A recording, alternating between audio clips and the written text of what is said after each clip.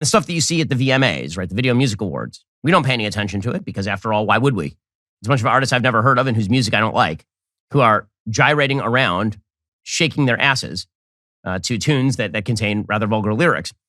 I generally don't pay attention to that sort of stuff, but it is important to point out the cultural direction that is promoted by the left, because that has outsized influence in the United States. These are artists, allegedly, with literally hundreds of millions of listeners, people whose style of discourse is extraordinarily powerful in the popular culture right now. And the morality they push is just pure hedonism. The morality that they push is that the most important part of you, your identity, lies in your sexual impulse. That sexual impulse is unbounded. Any rules or roles that are taught to you are impositions on that sexual impulse. And the greatest happiness known to mankind is simply having sex any way you want, with anyone you want, at any time you want, without any thought about consequences or your soul or meaning or relationships or anything like that. Okay, so the VMAs is case in point of this. And so we are about to dive into the gutter with the VMAs, so prepare thyself. Again, the notion here is that the most important thing in life from the cultural purveyors is just the sex impulse. It's just Freudian sex impulses. This is where your identity lies. So Bad Bunny won Best Artist of the Year. I'd never heard of Bad Bunny. I assume that this is his given name, that he came out of his mother and his mother said, I shall call him Bad Bunny. And so in this particular clip, Bad Bunny is making out with backup dancers of both sexes, because this is the height of human achievement. It wasn't the Sistine Chapel. It is a man warbling and then making out with people he has hired to dance behind him, gyrating sexually.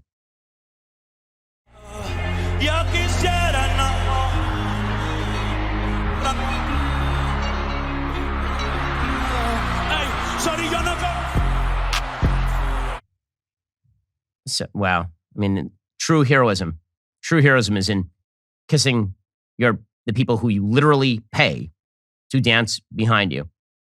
But if that wasn't enough for you, we also have a person named Mainskin. Again, I've never heard of virtually any of these people because, I listen to art that 1,000 years from now will still be actually played. No one will have ever heard of this human being. I still listen to Beethoven. Not that I'm a cultural snob. It's just I don't like shit. In any case, Mainskin has a song called Supermodel.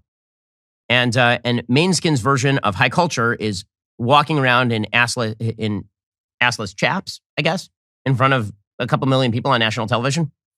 Sounds like this is what our ancestors fought for in the United States. This is what we stormed the beaches of Normandy for. It really is. It's the building of a civilization in which men wear assless chaps while singing off key. She's an Andy supermodel. Way back in high school when she was a good Christian. I used to know her, but she's got a new best friend. Wow, it's just, wow. Shockingly hackneyed. I guess that person's name is Damiano David. Okay? All right, sure, why not? We'll get to more on the VMAs in just 1 second. First, let's talk about why you use the internet service provider you do. Well, the answer is you just use it because it's there. I mean, we really have very little choice. ISPs operate like monopolies in the regions they serve. Then they use that monopoly power to take advantage of their customers. Worst of all, many ISPs log your internet activity and sell that data on to other big tech companies or advertisers.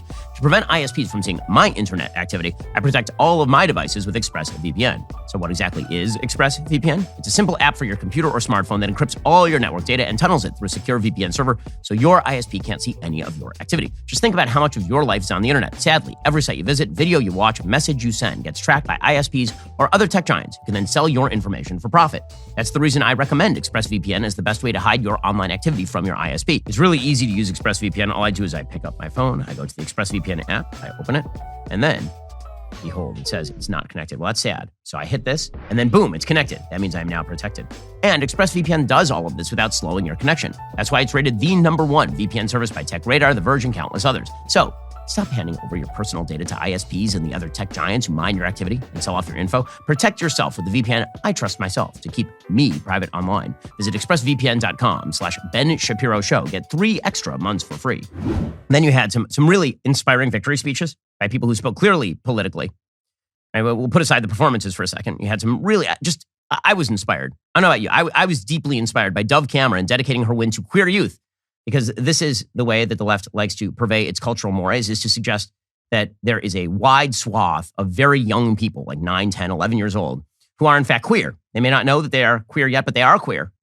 And what we have to do is we have to indoctrinate all children in the idea that they might be queer so as to protect the queer youth. Of course, that is not going to have any broader impact on kids. It's not going to confuse them sexually. We have to teach them the most radical left-wing gender and sexual theory possible in order to indoctrinate them into this cult of hedonism that the left likes to pursue. Here is Dove Cameron doing that in defense of the children, of course. In defense of the children. I want to dedicate this to all of the queer kids out there who don't feel that they can take up space and inhabit the fullness of who they are. Thank you for getting an overtly queer song onto mainstream radio. By the way, she was 25 when she came out as bisexual, like as in the last couple of years. So yeah, there's that. I mean, this is the stuff you want to teach your kids, right? Obviously, these are the morals. These are the values that are very important that we teach your children. And in order to make sure that that happens, you have to vote for the people that these people say you should vote for, right? Which is why Lizzo was at this event wearing a chain that went from her nose to her ear. And I just don't understand the stylistic choice. And wearing what can only be summed up as a garment. I don't know how to describe this garment. It's a garment made of cloth. Lots of cloth. I don't know what music video for good means, but I do know what your vote means, and that's a lot. Your vote means everything to me. It means everything to making a change in this country. So remember, when you're voting for your favorite artist, vote to change some of these laws that are oppressing us. She's so oppressed, guys. They're all oppressed. See? The queer youth, Lizzo, Dove Cameron, they're very oppressed. And the way to break through your oppression, of course, is to engage in as much sexual congress with as many human beings as humanly possible. Anybody, by the way, who suggests that this is not the case is obviously a brutal homophobe. So Billy Eichner also did a speech at the VMAs in which he attacked the quote-unquote homophobic Supreme Court. Because the way this works is that if the Supreme Court, which ruled in favor of gay marriage in 2015 in Obergefell, if the Supreme Court has people on it who say this is not actually a federal constitutional issue, nowhere in the Constitution does it say that you have a right for a man to marry a man, because it literally does not say that in the United States Constitution. The founders would have, when I say they would have spun in their graves at such a notion, I mean they would have spun so fast they would have dug a hole all the way through the core of the earth and come out the other side at this particular notion. But the Supreme Court, according to Billy Eichner, is homophobic for suggesting that the Constitution actually has words that mean things. On September 30th, I have a movie coming out called Bros.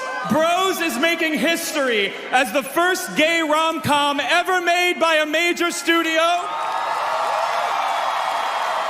Here was he. And the first where every role is played by an openly LGBTQ actor. And I need you all there in theaters on September 30th because we need to show all the homophobes like Clarence Thomas and all the homophobes on the Supreme Court that we want gay love stories and we support LGBTQ people. Yes. And we are not letting them drag us back into the last century because they are in the past and Bros is the future. Bros is the future, guys. Gay rom-coms, those are the future. That's what America stands on, the pedestal of gay rom-coms. By the way, when Bros fails in theaters, it'll be amusing to watch as all these excuses are made for why it failed in theaters. I'm very much looking forward to it. So we'll see that. We couldn't conclude our review of the VMAs, however, without a couple of more cultural influencers. So Nicki Minaj was the one album of the year for sampling a Rick James song and then using it to rap to, which is the way the true art is done, is you sample somebody else's art and you just then use it because you couldn't write a good hook line of your own or bass line of your own. So you just grab somebody else's art and then you rap about your vagina over it. That is what Nicki Minaj has done with Super Freaky Girl, which is just her rapping in extraordinarily raunchy fashion about her sex life. Because that true art is that, guys.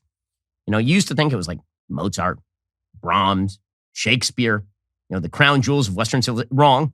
It is Nicki Minaj rapping about the vaginal pleasure that she receives during various modes of sex over sampling somebody else's song, over essentially plagiarized material. And then concluding the VMAs with the message that I think most of America's youth needs to hear. Here it is. Good night, everyone. Stay super freaky. Have great vagina. I love ya. Love you. Stay super freaky. Have great vagina. Never have more profound and truer words been spoken by a human being on God's green earth than those words there by the eminently talented, extraordinarily urbane, shockingly articulate Nicki Minaj as she shakes her ass and the cameras, and we bid you all a good night. We're in a battle for the culture and for our values. Like and subscribe to help keep our videos on the front line of the fight and top of your feed.